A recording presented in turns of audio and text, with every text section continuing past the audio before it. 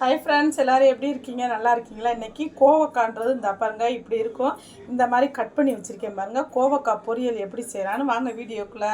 உருளைக்கிழங்கு கட் பண்ணி வச்சுருக்கேன். அப்படின்னா தான் குழந்தைங்க விரும்பி சாப்பிடுவாங்க. கட் பண்ணி வச்சுருக்கேன். ஒரு தக்காளி பழம், வெள்ளைப்பூடு பாருங்க எடுத்து வச்சுருக்கேன். வாங்க எப்படி தாளிக்கலான்னு பார்க்கலாம். கட்டிக்குளம் குக்கிங் சேனலுக்கு வாங்க, எல்லாத்தையும் வரவேற்கிறேன்.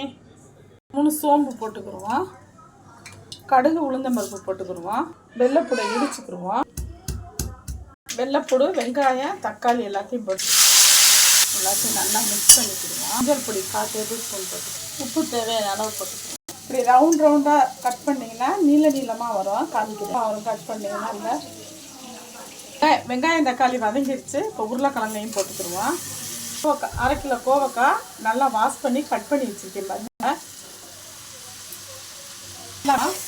நல்லா மிக்ஸ் பண்ணியாச்சு. இப்போ மூடி வச்சுக்கிடுவோம். நல்லா மூடி வச்சு நல்லா வெந்துருச்சு பாருங்கள். இப்போ சாம்பார் பொடி 1 ஸ்பூன் போட்டுக்கிடுவோம். நல்லா காரம் சாப்பிட்றவங்க நல்லா 2 ஸ்பூன் கூட போட்டுக்கோங்க. குழந்தைங்க சாப்பிட்றதுனால 1 டேபிள் ஸ்பூன் போட்டுருக்கேன். கருவேப்பிலை போட்டுக்கிடுவோம். எப்பயுமே கருவேப்பிலை இறக்கும் போது போடுங்க. என்ன பொரியல்னாலும் அல்டிமேட்டாக இருக்கும், சூப்பராக இருக்கும். ஓகே ஃப்ரெண்ட்ஸ், எங்கள் சேனல் பிடிச்சிருந்தா சப்ஸ்கிரைப் பண்ணுங்கள், லைக் பண்ணுங்கள். கட்டிக்குளம் சேனலுக்கு கோவக்காய் பொரியல் ரெடி ஆயிடுச்சு. நீங்களும் இந்த மாதிரி செஞ்சு பாருங்கள். ஓகே ஃப்ரெண்ட்ஸ், பாய்.